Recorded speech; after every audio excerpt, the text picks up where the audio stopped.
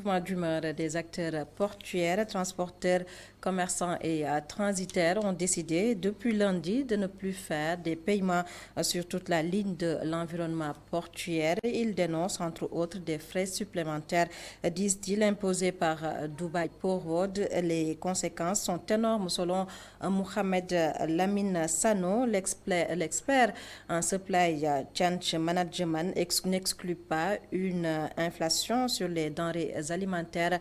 Plus de précision au micro de El Hadj Malick Cissé. Les ports secondaires qui doivent fonctionner pour soulager le port de Dakar, mais ce qu'il faut noter, les conséquences de cette congestion portuaire sont énormes parce que nous sommes en train de voir une inflation au niveau des produits de première nécessité causée par cette congestion portuaire parce qu'il y a des navires qui arrivent qui ne peuvent pas décharger, qui ne peuvent pas faire l'enlèvement de la marchandise et qui ne peuvent pas aussi faire le post-acheminement, à savoir la livraison de cette marchandise.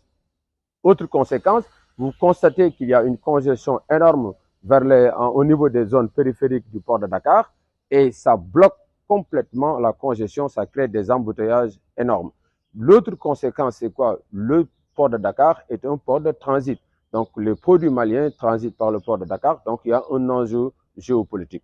Maintenant, quelles sont les solutions par rapport à ces problèmes constatés?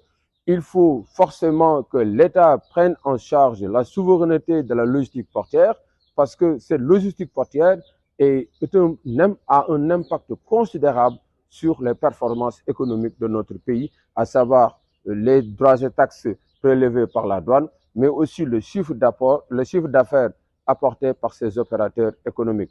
Autre chose aussi, il faut qu'on parvienne à bâtir des chaînes logistiques résilientes qui permettent au port de Dakar, aux entreprises sénégalaises d'être beaucoup plus performantes.